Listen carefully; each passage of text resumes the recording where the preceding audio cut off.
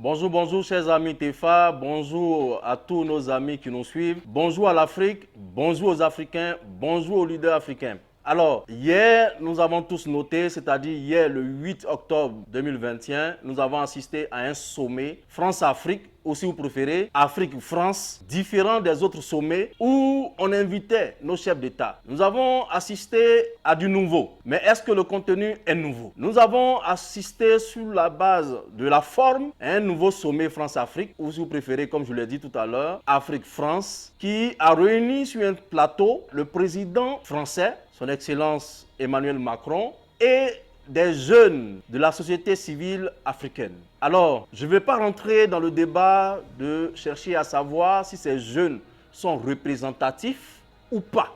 Je ne vais pas non plus apprécier la forme, parce que qu'on dise France-Afrique ou Afrique-France, c'est du blanc bonnet, bonnet blanc. C'est du même au pareil. Qu'on dise France-Afrique ou même Afrique-France, c'est la même chose. Alors, au cours de ce sommet, des jeunes parlant au nom de l'Afrique, au nom singulièrement de leur pays, nos représentants de la société civile ont posé comme doléance, ont posé comme changement qu'ils souhaitent pour l'Afrique. Le changement du nom de l'agence France de développement, l'AFD, qui vient pour aider les Africains. Ils ont souhaité que ce terme soit banni. Ils ont souhaité que l'armée française quitte l'Afrique. Ils ont souhaité également que le franc CFA soit complètement enlevé. Et également, ils ont souhaité que nous allions dans une relation de partenariat basée sur la base, on va dire, du respect, de la considération, sur un partenariat gagnant-gagnant. Nous applaudissons donc des 10 mains. Voilà, nous applaudissons cette déclaration et ces propositions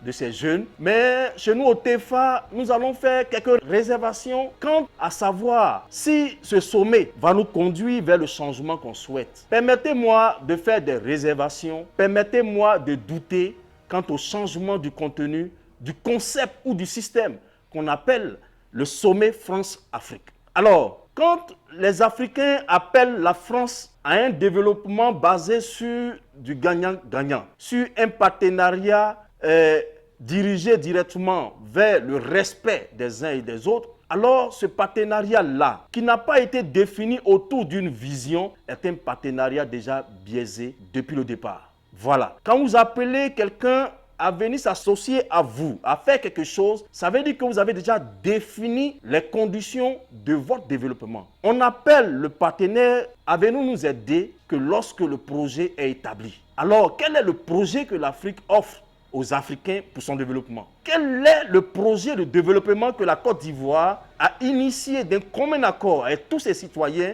que nous allons déposer sur la table de la relation du partenariat qui va exister entre nous et la France? Il n'y en a pas. Nous n'avons pas dégagé une vision de développement propre à l'Afrique. Mais en même temps, nous appelons le partenaire à traiter avec nous d'égal à égal. Mais d'égal à égal, et le partenariat, il est basé sur quel projet, sur quelle vision? On n'a rien défini de tout cela. Alors, moi, je me dis, ce sommet, dans la forme, a changé, mais dans son contenu, n'a point changé. Et c'est des sommets comme ce qui s'est passé avant. C'est des gros projets, c'est des grandes rencontres, c'est des rencontres de proclamation, c'est des rencontres émotionnelles, c'est des rencontres dans lesquelles nous parlons de notre histoire qui fait peut-être pitié, où nous parlons de nous affranchir sans créer réellement les conditions de cet affranchissement. Alors, ce débat-là, au TEFA, nous, on ne se mêle pas de ce type de débat. Nous, au TEFA, nous construisons. Nous, au TEFA, nous avons une vision autour de laquelle, d'ailleurs, la Côte d'Ivoire gagnerait à appeler des partenaires, dont la France. Voilà, nous, notre vision, c'est ça. Permettre donc l'enrichissement pour tous au niveau de la Côte d'Ivoire. Pour ce faire, la plateforme TEFA a dégagé une vision nationale commune, la VLC, qui peut permettre donc justement d'appeler le partenaire français à venir collaborer, à venir contribuer, à venir participer pour que le partenaire même gagne et que nous gagnons, nous également, en tire largement profit. Alors, laissez-moi vous parler un peu de la vision de la plateforme TEFA. La vision de la plateforme TEFA qu'on appelle VNC signifie Vision nationale commune. Cette vision s'articule autour de 3 points cumulatifs. 1. Il faut impérativement que les pays africains commencent à transformer leurs matières premières sur place. Alors la politique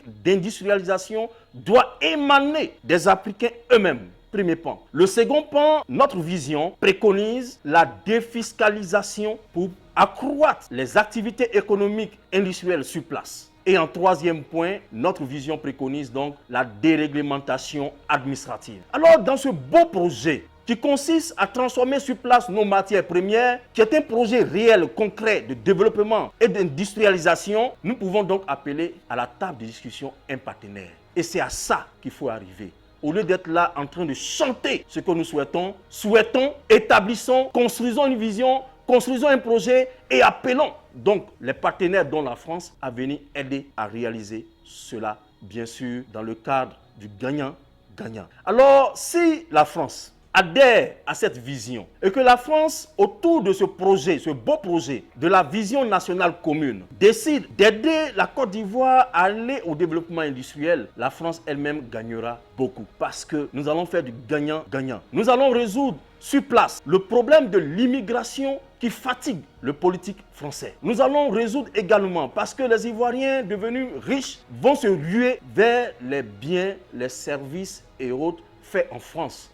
Alors nous allons créer de l'emploi pour les Français parce que les Ivoiriens vont acheter davantage les véhicules français, les Ivoiriens vont acheter davantage les biens fabriqués en France. Cela va créer du boulot en France. Mais le plus important, c'est que cette diaspora qui se trouve en France, qui lutte les emplois avec les petits Français, vont rentrer chez nous, en Côte d'Ivoire, pour développer ce tissu industriel. Alors nous faisons là réellement du gagnant-gagnant. Alors le discours creux, nous au TFA on dit non. Nous invitons donc la France, si elle veut véritablement changer ses relations avec les pays colonisés d'hier, nous invitons la France à adopter déjà et à venir dans le cadre du projet de la VLC pour construire et bâtir nos pays africains industriellement parlant. Voilà, c'est ce discours-là qu'il fallait tenir. Et c'est ce discours-là que nous au TFA on tient tout le temps. Nous avons déjà le projet, nous avons la vision. Alors nous pouvons donc inviter les partenaires à nous aider à réaliser tout en préservant leur intérêt, en accroissant leur intérêt, mais aussi en préservant et en accroissant également les intérêts de la Côte d'Ivoire.